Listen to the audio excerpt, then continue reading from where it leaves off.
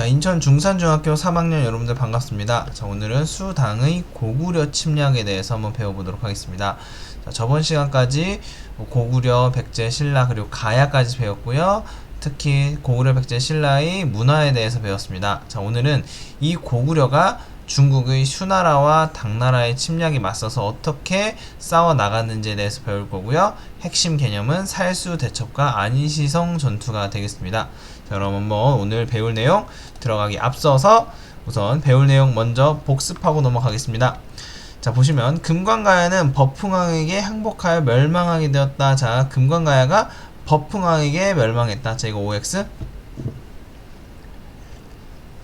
5였죠? 그래서 5 이렇게 보시면 될 것 같고요. 자, 그 다음 두 번째.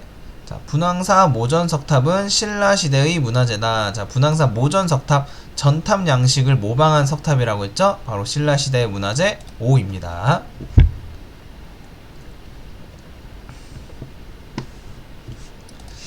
자, 그래서 이게 분황사 모전석탑이었다. 신라의 문화재다. 이거 기억하시면 되겠고요. 자, 여기까지가 우리가 배운 내용입니다. 자, 여기다가 가야까지 배웠고 고구려, 백제, 신라의 문화에 대해서 배웠고요. 자, 오늘은 중국의 수나라 빵 그리고 당나라가 빵 고구려를 치게 되는데 이 고구려가 어떻게 버티고 승리를 거머쥐게 되었는지에 대해서 살펴보도록 하겠습니다. 자, 우선 수나라와 당나라가 고구려를 침략하기 이전의 동아시아 정세를 한번 살펴볼 필요가 있겠습니다. 자, 여기 보시면 여기 한나라가 있습니다. 이 한나라는 우리가 알고 있듯이 고조선을 멸망시킨 그 한나라고요. 자, 그래서 이게 중국의 왕위표인데 굳이 이거를 외울 필요가 전혀 없습니다. 자, 우리가 알아야 될 건 뭐냐면 한나라가 멸망한 이후에 300년 넘는 기간 동안 중국은 분열의 시기를 겪었다라는 것만 알면 될 것 같아요. 자, 그래서 이렇게 분열의 시기를 겪다가 이렇게 다양한 국가로 분열되어 있는 것을 통일하고 하나의 통일 왕조로 세운 게 바로 어떤 나라냐면 수나라입니다. 적어볼게요. 수나라.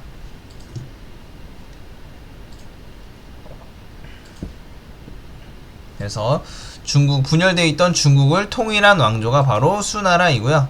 자, 이렇게 수나라가 분열된 중국을 통일했고요. 자, 그래서 요 유목민족과 돌궐의 대립 요거는 모르셔도 될 것 같고요. 백제와 신라도 모르셔도 되고요. 여기서 우리가 알아야 될 건 딱 한 가지. 자, 수나라가 중국을 통일하면서 고구려와 수는 당연스럽게도 서로 대립할 수밖에 없게 되었다. 이걸 기억하시면 될 것 같습니다. 자, 정리. 분열되었던 중국을 수나라가 통일을 하고요. 그렇기 때문에 중국이 통일되었기 때문에 자연스럽게 고구려와 서로 대립할 수밖에 없었다. 이렇게 기억하시면 되겠습니다. 자, 이런 상황에서 자, 수나라를 한번 살펴보도록 하겠습니다. 중국을 통일한 수나라. 자, 수나라에는 두 명의 황제가 있었는데요. 바로 수문제와 수양제가 있었습니다. 자, 순서로 수문제 위에가 먼저고요. 아래가 그 다음 황제입니다. 자, 수문제는 이렇게 외우시면 될 것 같아요. 나는 큰 문제인 중국 통일을 이루었어. 자, 그쵸. 굉장히 크고 어려운 문제였던 중국 통일을 이뤄낸 황제가 바로 수문제다. 자, 그의 아들이 바로 양제인데요. 자, 얼굴을 보면 조금 이제 괴팍하게 생겼지, 그치? 자, 그래서 실제로 이 수양제는 황제가 되기 위해서 아버지인 수문제를 죽이고요. 뿐만 아니라 자신의 형까지 죽이면서 쿠데타를 통해서 황제가 된 인물이 바로 수양제야. 그래서 우리가 외울 때 굉장히 양아치지 같은 짓을 많이 했어요. 그래서 우리가 양제, 양자가 들어가지 양아치 같은 황제다. 양제 이렇게 기억하시면 될 것 같아. 그래서 초대 황제 수문제, 2대 황제가 수양제다. 이렇게 기억하시면 되겠습니다. 문제와 양제. 자, 이걸 왜 굳이 구분을 짓냐면 바로 수문제가 일으킨 고구려 침략이 바로 1차 침략이고요. 그 다음에 수양제가 일으킨 침입이 바로 2차 침입이다. 요걸 구분짓기 위해서 지금 선생님이 설명을 한 것입니다. 자, 되었죠? 자, 이렇게 해서 자 아까 이야기했듯이 수 문제가 일으킨 중국 통일이라는 위대한 어려운 문제를 해결한 수 문제가 일으킨 1차 침입에 대해서 살펴보도록 하겠습니다. 자, 이때 당시에 아까 이야기했지 중국의 수나라가 중국을 통일을 하고 나니까 고구려 입장에서는 얘네가 얼마나 강한지 한번 확인을 해보고 싶은 거예요.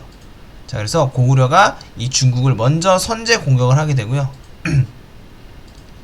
이에 따라 수 문제는 30만이라는 큰 엄청나게 많은 군사들을 고구려로 파견하였고, 그래서 고구려에게 복수를 할 날만을 기다리게 됩니다.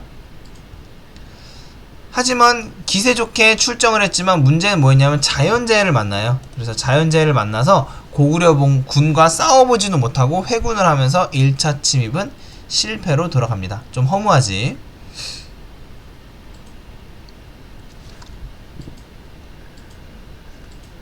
자, 이제 2차 침입, 즉 여기 보시면 수 양제가 일으킨 2차 침입에 대해서 한번 살펴보도록 하겠습니다. 자, 2차 침입은 지도를 통해서 보도록 할게. 자, 수 양제는 아버지인 수 문제보다 훨씬 더 큰 규모의 군대를 준비합니다. 자그마치 3배가 넘는 113만 명의 군대를 준비하게 돼요. 자, 그래서 이 수 문제의 계획은 뭐였냐면 바로 113만 명의 군대를 육군과 수군으로 나뉘어서 이 육군과 수군이 동시에 평양을 점령해서 완전히 고구려를 쑥대밭으로 만들어 버리겠다라는 계획을 세우게 됩니다. 자, 그래서 육군이 진격을 하고요. 수군은 평양을 향해서 진격을 하게 됩니다. 이렇게 평양을 향해서 진격을 하게 돼요. 자, 근데 문제가 뭐냐면 원래 동시에 평양을 공격하고자 하였으나 문제는 이 육군이 요동성을 비롯한 다양한 성들의 결사항전을 받으면서 지지부진하면서 앞으로 나가지 못하게 돼요. 수군이 이미 도착을 했는데 평양 부근으로. 그래서 수 문제는 새로운 계획을 세웁니다. 어떤 계획이냐면 별동대 30만 명을 만들어서 이 30만 명이 직접 평양을 공격하게 되는 그런 계획을 세우게 돼. 근데 굉장히 무리한 게 뭐냐면 보시면 요 거리, 자 보시면 요 요동성부터 요 평양까지의 거리가 굉장히 긴데 이 30만 명에게 줄 보급품을 제공할 수가 없겠지. 왜냐하면 본진은 여기 있고, 자 다시 한번 본진은 여기 있고 별동대는 여기 있기 때문에 이 사이에 이 거리 기간 동안은 보급을 못해요. 그렇기 때문에 별동대가 한 달치 식량을 직접 가방을 메고 갔기 때문에 매우 힘들었을 거야. 그래서 별동대 30만 명이 굉장히 지친 상태에서 평양을 향해 걸어가고 있었다. 이렇게 보시면 될 것 같고요.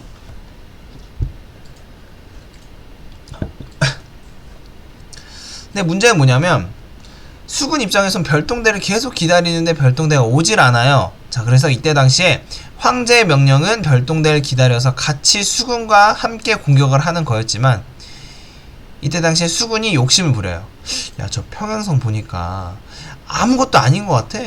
야, 우리 수군들끼리도 충분히 할 수 있을 것 같아. 야, 만약에 여기서 수군이 이기면 공로는 우리가 모두 가져갈 수 있어. 이런 식으로 욕심을 부리게 돼요. 자, 결론적으로 이 수군이 공격을 단독적으로 공격을 하게 돼. 황제의 명령에 어긋난 거지. 하지만 우리 고구려의 영웅이었던 고건무, 좀 이따 확인할 겁니다. 고건무의 활약으로 인해서 수군은 완전히 거의 전멸에 가까운 피해를 입게 됩니다. 자, 그러다 보니까 별동대는 낙동강 오리알 신세가 된 거야. 그치? 수군과 함께 평양을 공격하고자 하였지만 수군이 이미 전멸에 가까운 피해를 경험했고 뿐만 아니라 사기도 굉장히 낮아. 왜냐하면 먼 길을 힘들게 돌아왔었기 때문에 식량을 버려가면서. 자, 근데 이때 우리 고구려를 구한 새로운 영웅이 등장하게 되는데 그 영웅의 이름이 바로 을지문덕이고요. 을지문덕이 수나라 장군, 이 수나라 장군이란 건 별동대의 대장이었던 우중문에게 시를 한 수 보내게 됩니다. 자, 보면 이거예요. 신묘한 계책은 천문을 꿰뚫었고 오묘한 전술은 땅의 이치를 통달하였도다. 전쟁이 이겨 공의 힘이 높으니 만족함을 알고 그만두기 바라노라. 자, 이렇게 어떻게 보면 비꼰 거지. 지금 굉장히 고생에 고생을 거듭하면서 평양까지 끝끝내 근처까지 왔던 별동대를 놀리는 거지. 야, 너희가 이미 이겼는데 뭘. 네 계획은 정말 대단하니까 여기서 만족하고 돌아가는 게 어떻니, 중문아. 요런 식으로 약올리는 시를 보내게 돼. 자, 그래서 이 시를 받고 나서 자, 읽어볼게요. 을지문덕이 수의 장군인 우중문에게 보낸 시로 우중문을 희롱하는 내용을 담고 있다. 그래서 이 시를 받은 후 수나라 군은 퇴각하기 시작하였고, 자, 을지문덕은 퇴각하는 수나라 군을 살수에서 크게 격퇴하였다. 그게 바로 우리가 배울 살수대첩이라는 것이고요. 그래서 그냥 돌아가자 라고 했는데, 이때 당시 을지문덕이 그냥은 못 돌아가 이렇게 해서 어마어마한 피해를 입히게 됩니다. 수나라 군에게. 자, 그래서 2차 침략 정리해 볼게요. 자, 보시면 자, 113만 명의 대군으로 고구려를 침공을 합니다. 하지만 아까 이야기했듯이 요동성 등의 강한 저항을 인해서 육군이 앞으로 나아갈 수 없는 상황이 펼쳐지게 됩니다. 자, 그래서 새로운 작전으로 별동대를 파견하게 되고요.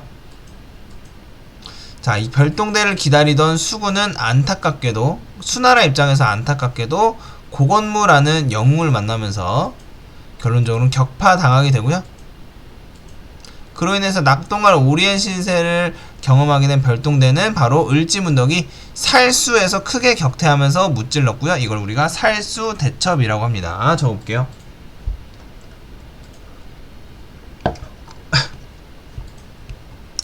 그래서 을지문덕이 별동대를 유연해서 살수의 지금 현재 지명은 청천강이라고 하고요. 이 청천강 중요하니까 기억을 해두세요. 꼭 기억해두세요.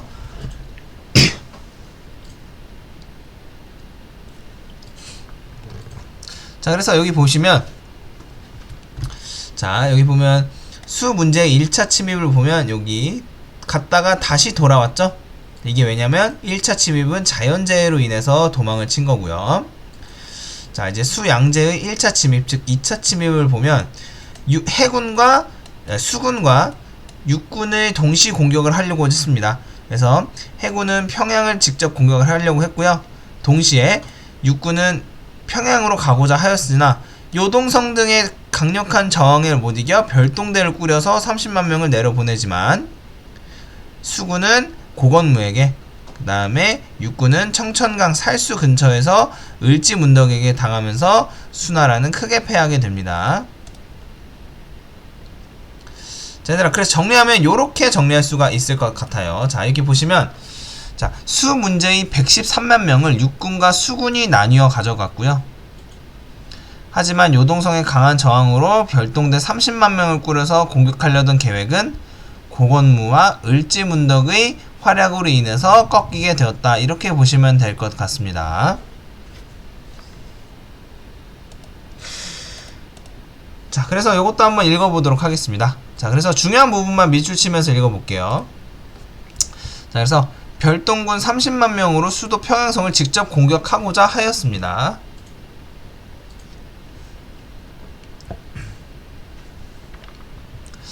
하지만 을지문덕이 도망치고 있던 별동대 30만 명을 살수, 중요하다 했지, 청천강 중요합니다. 청천강에서 크게 격퇴하였고요. 살아남은 인원이, 얘들아, 30만 명 중에 2,700명만 살아남았다는 뜻은 99.1%를 죽여버렸다는 소리야. 살수대첩에서. 어마어마한 거지. 0.1%만 살아서 도망갑니다. 아니다, 0.9%다. 0.9% 정도의 수나라 군인들만 살아서 돌아가게 됩니다. 거의 전멸에 가까운 거지. 그래서 이렇게 보시면 될 것 같고요. 자, 이렇게 수나라는 잦은 해외 정벌과 토목공사로 인해서 멸망을 하게 되고요. 그 이후에 당나라가 등장을 하게 됩니다. 자, 이제 당나라가 고구려를 침략을 하는 과정을 살펴볼 건데요. 자, 여긴 얘들아 뭐가 중요하냐면 순서가 중요해요. 순서 꼭 기억해두세요. 순서가 중요해. 일의 순서, 역사적 흐름의 순서가 중요하다. 꼭 기억해두시고요. 자, 당의 고구려 침략에 대해서 한번 살펴보도록 하겠습니다. 자, 당나라 초기에는 자, 보세요. 수나라에서 당나라로 넘어갔기 때문에 국가 상황이 굉장히 혼란스럽고 기초를 탄탄하게 다져나가야 하는 시기였으므로 고구려와 싸워서 좋을 게 없었겠지. 왜냐하면 특히 수나라는 고구려와의 전쟁을 통해서 국력을 잃고 멸망하게 되었으니까 당나라 입장에서는 초기에 굳이 고구려와 싸울 필요는 없었을 거야. 자, 그래서 초기에는 고구려에게 굉장히 우호적인 행동을 보였다가 중국 역사상 가장 위대한 황제라고 불리는 바로 당태종이 즉위를 하면서 스탠스가 바뀌게 됩니다. 원래는 우호적이었다가 고구려를 압박하는 것으로 스탠스가 바뀌게 돼요. 자, 이런 상황에서 고구려도 당태종이 집권하고 나서 언제 고구려를 쳐들어올지 모르니까 성을 하나 축조하는데요. 그걸 천리장성이라고 합니다. 천리장성. 자, 그래서 천리는 400km야. 그래서 인천에서 부산까지 가는 어마어마한 거리에 길의 장성을, 긴 성을 쌓도록 합니다. 왜냐면 당나라가 언제 침공할지 모르니까. 자, 그래서 이렇게 천리장성을 축조하는 담당자로 누굴 파견하냐면 이름이 조금 웃겨요. 개소문이야. 그래서 이걸 우리가 연개소문이라는 인물이 등장하게 됩니다. 적어볼게요. 연개소문.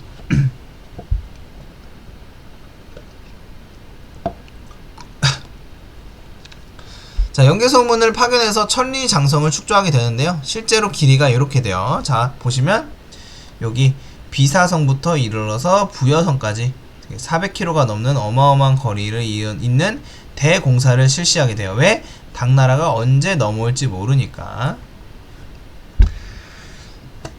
네, 이런 상황에서 연개소문의 정변이 일어나. 왜냐면 천리장성에서 그 축조를 하는 게 굉장히 고된 일이고 변방에 있는 일이잖아. 그래서 소외감을 느꼈겠지? 야, 나같이 재능 있는 연개소문이 이렇게 외곽에서 뺑뺑이 돌 수 있어 없어? 안 되겠다. 내가 정변 일으켜서 나 중심의 나라를 한번 만들어 보자! 라고 해서 쿠데타를 일으키고요. 정변을 일으키고. 자, 당나라는 구실이 필요했습니다. 아, 당태종이 집권하고 나서 고구려 언제 치지? 라고 입맛을 다시고 있었는데 이때 연개소문이 쿠데타를 일으키면서 이것을 구실로 당나라가 침공을 하게 됩니다. 자, 하지만 자, 적어볼게요. 안시성 전투에서 고구려가 승리를 하면서 당나라가 퇴각하게 되고요. 그로 인해서 고구려는 당나라부터 본인의 국가를, 조국을 지킬 수 있게 됩니다. 자, 순서를 다시 한번 체크해 보도록 할게. 자, 당나라 초기에는 국가가 흔들릴 수 있기 때문에 고구려에게 우호적이었다가 당태종이 집권하고 나서 굉장히 적대적인 스탠스로 바뀌게 됩니다.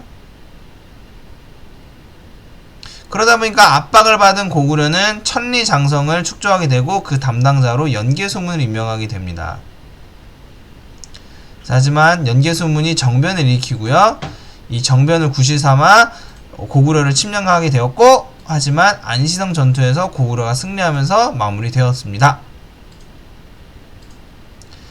자, 이렇게 정리하면 될 것 같고요. 자, 얘들아, 오늘 우리가 배운 내용은 정리 한번 해볼게요. 수나라와 당나라의 고구려 침략이야. 자, 그래서 수나라 같은 경우는 1차 침략과 2차 침략으로 나눌 수가 있고요. 각각의 내용을 구분지어서 기억을 해두시면 되겠습니다. 자, 그래서 우리가 중요한 건 살수대첩, 2차 침입 때 있었던 살수대첩을 꼭 기억하시고요. 자, 그 다음에 당나라의 침략을 보시면 아까 이야기했듯이 어떤 순서대로 했을 때 초기에는 우호적이었으나 당태종이 집권하고 나서 고구려를 압박하게 되었고요. 고구려는 그에 대한 반응으로 천리장성을 쌓지만 그 담당자였던 연개소문이 정변을 일으키면서 당나라는 그 구실로 고구려를 침공하게 되었습니다. 하지만 안시성 전투에서 고구려인들이 아주 피터지게 싸우고 강력한 저항을 펼침으로써 당나라가 패배하게 되었다. 여기까지가 중간고사 범위입니다, 여러분들. 자, 그래서 지금 한 20분 되었는데요. 자, 여러분들 잘 들어주었고요. 자, 다음 시간에는 우리 시험 범위 내용, 중간고사 범위 내용을 한번 쭉 정리하면서 다시 한번 뇌에 각이 나는 시간을 가져보도록 하겠습니다. 자, 혹시 궁금한 거 있으면 수업 끝나고 질문하고요. 자, 오늘은 여기까지 하도록 하겠습니다. 자, 모두 고생 많았어요.